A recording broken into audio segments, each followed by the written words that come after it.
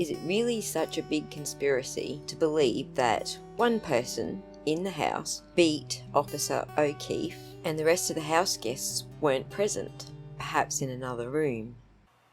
Seems reasonable, doesn't it? No, it doesn't. It's ridiculous. It's absurd. Not all these people are risking their lives and their careers to protect this woman. Wait.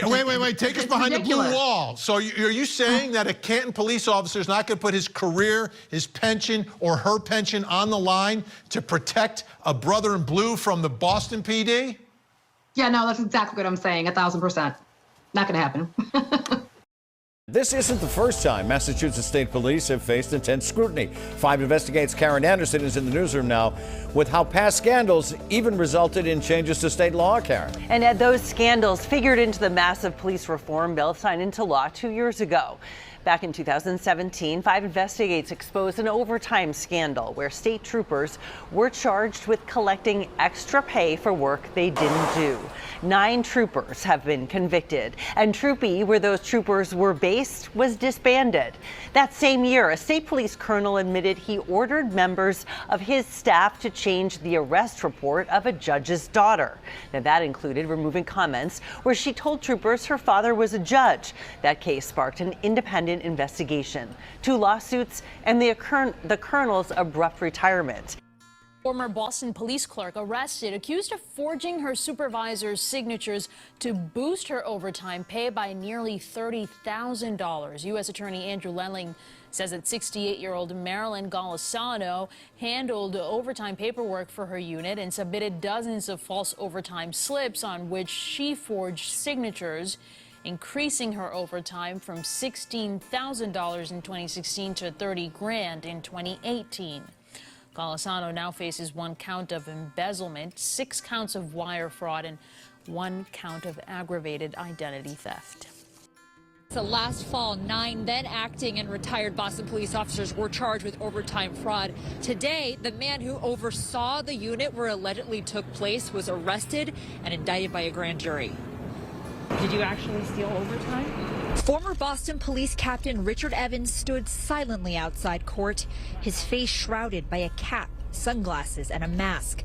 The 62-year-old Hanover man is accused of racking up thousands of dollars in overtime he never worked. Sure you don't want to say anything about your more than 40 years of time on the board? Investigators say Evans was the supervisor of the department's evidence collection unit and was in charge of this Hyde Park Avenue warehouse. Between 2015 and 2019, he's accused of routinely marking down time for overtime shifts he didn't work and signing off on the fraudulent shifts of other officers to the tune of tens of thousands of dollars. 9 other officers who worked in the unit were charged with overtime fraud last fall. Investigators say it was records from the warehouse's alarm system that cracked the case. On evenings the officers claimed they were working until 8. The alarm system revealed the warehouse was locked and empty hours before. 2 former and 2 current state troopers plus 2 civilians. 6 men facing a combined 74 federal charges for an alleged driver's license for favor scheme. Was this all worth it, sir? State Trooper Gary Cedarquist faces the most charges. The feds say he received benefits like a $10,000 paved driveway, snow blowers, and landscaping services at home for letting people pass driver's tests who didn't deserve to. Do you have any concerns you put dangerous drivers on the road? With the help of Trooper Joel Rogers, the feds allege that more than 24 people received commercial driver's licenses for driving trucks or buses. These defendants all conspired to pass applicants who either failed the test, did not take the test, or took an abbreviated test. Texts show the scheme in action during driving tests. This guy's a mess. Laughing emojis. He owes you a prime rib. Their code word, the golden handshake. Look at these texts. 9 a.m. golden, please. This guy takes care of the police in case you need a new suit. I think it's absolutely ridiculous to think that all of these people conspired and kept it a secret and were able to, because one person alone can't even keep a secret, let alone all of these people, and risk their careers and families and lives. I think it's completely absurd. Yeah, totally absurd. Like, there's absolutely no history. Don't look here, look over there. Wait, what's over there? The defendant challenges, as he just stated, the testimony of Canton Police Sergeant Lank and his testimony attributing statements to the defendant that were made in the aftermath of Mr. O'Keefe's body being discovered in a purported deception of Sergeant Lank's relationship with the Albert family. Indeed. Let's talk about Officer Michael Lank's history. The defence didn't go into too much detail, but this is the actual court document that they were referring to, and we're going to go into it in some detail. So, as you can see, this is out of the United States District Court of Massachusetts, and the complainant is Mark Lapalato and Alfredo Lapalato. I don't know how to say that, but I'm presuming that's how it's pronounced. Because I can't get my mouth around it, I'm just going to call them Mark and Alfred. Okay, so this is a pre-trial memorandum. In the early morning hours of August 31st, 2002, Mark was beaten and bitten by defendant Lank. Who does that? Who frickin' bites when they're fighting someone? Just before the assault, defendant Lank had been drinking in a local bar. After activating himself as a police officer, drunk police officer, he intervened in a conversation between plaintiffs and several of his childhood friends. He stated he was a police officer and physically inserted himself between the parties. When Mark told him to get out of the way, defendant Lank sucker punched plaintiff Mark, wrestled him to the ground, and bit him on the arm, leaving severe bruising. Defendant officers Lane and Nix were present. Defendant Nix handcuffed Alfredo at defendant Lank's request and placed him in the back of a police cruiser.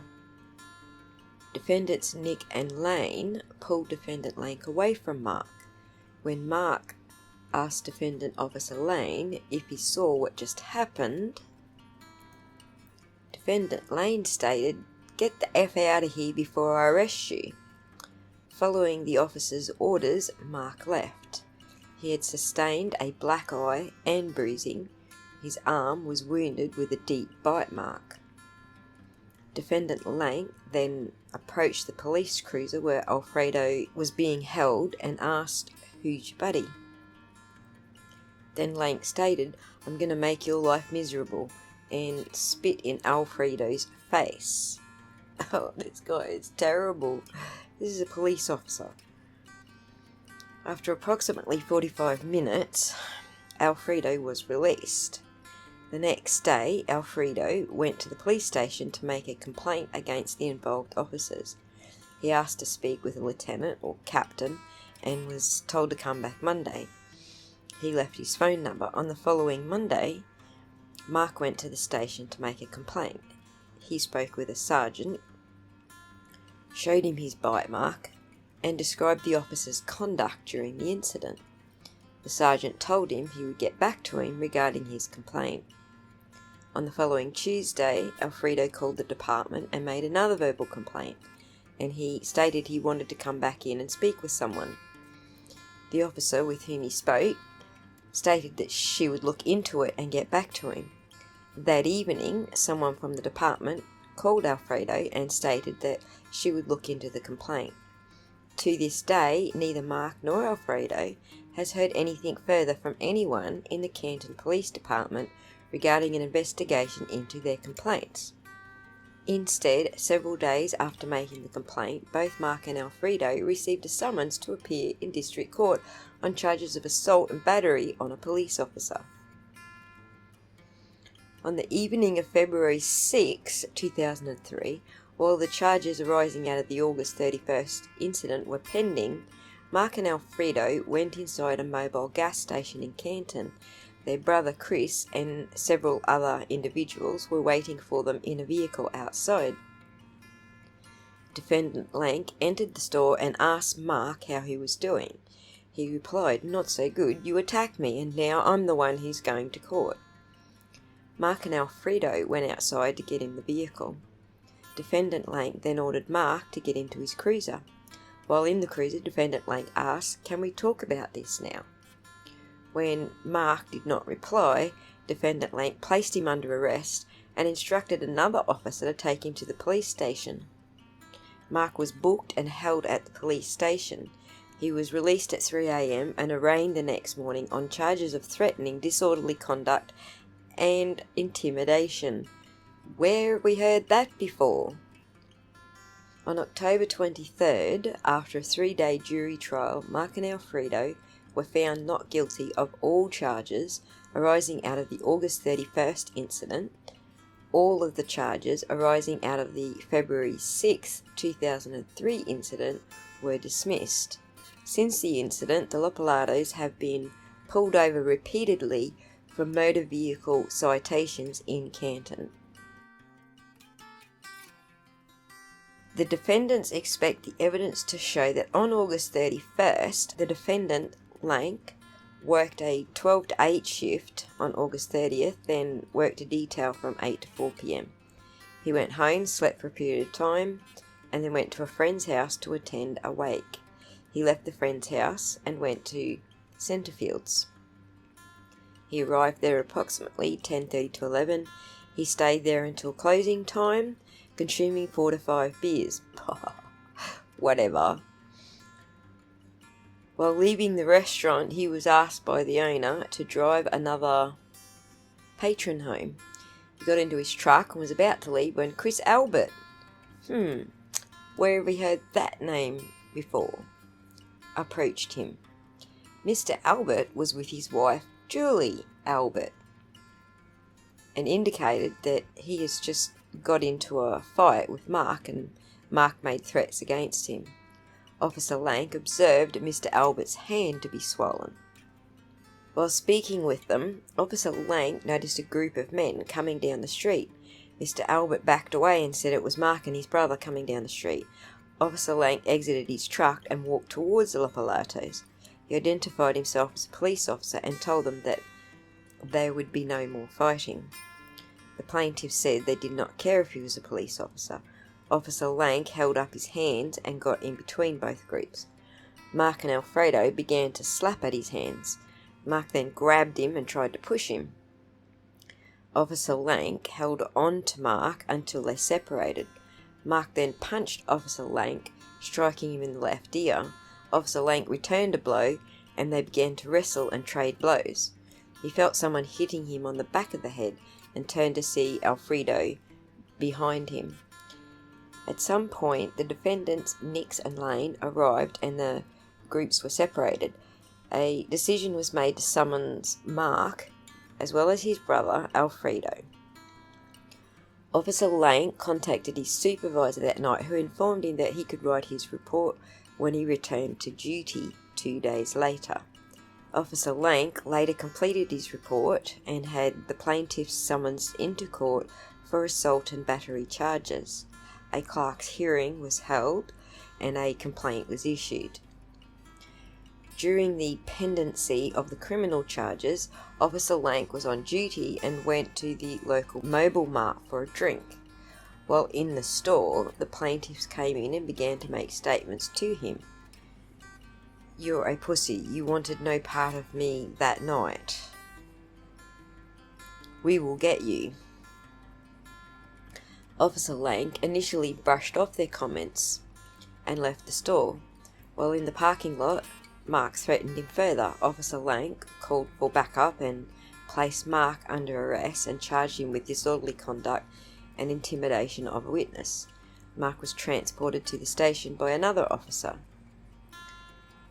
The store owner testified during the criminal trial that earlier in the evening there was an altercation between plaintiff Mark and Tim Albert.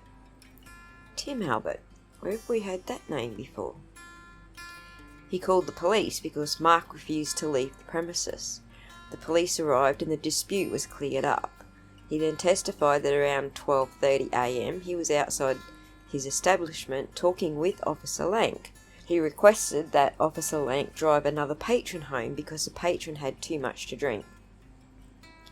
He testified that Lank did not appear intoxicated. At that point, he observed Tim Albert walk towards them and indicate that he was just in a fight with Mark and that Mark had threatened to kill him. The store owner testified that Lank told Albert to go to the police station to file a complaint. He then observed a group of individuals walking towards them. Officer Lank exited his truck and walked towards the oncoming group. He identified himself as a police officer and said there would be no more fighting. The store owner indicated that the plaintiff, Mark, said that they did not care if he was a cop and a fight ensued. He called 911 from his cell phone. He did observe Mark fighting with Lank. Officers arrived and the fight was broken up. So essentially the story is Tim and Chris Albert got themselves into a bar brawl, and upon retreating from the fight, they dragged Lank and Nix into it, who by the sounds of it are not dressed in their daily police officer uniform. And then the point at which they look like they're getting their asses kicked, they pull out the "I'm a police officer" card. And that, my friends, is how we know A, these guys are regular bar brawlers, and B, they're all good buddies. And I don't know about you guys, but if my friend's going to go and get in a bar brawl, hey, you're on your own, mate. I ain't getting in it with you. But apparently, these guys are such good friends that they're all going to jump in and brawl together. Anywho, I just thought the whole story should be told. Not just the bits that Auntie Bev doesn't want told in a televised hearing.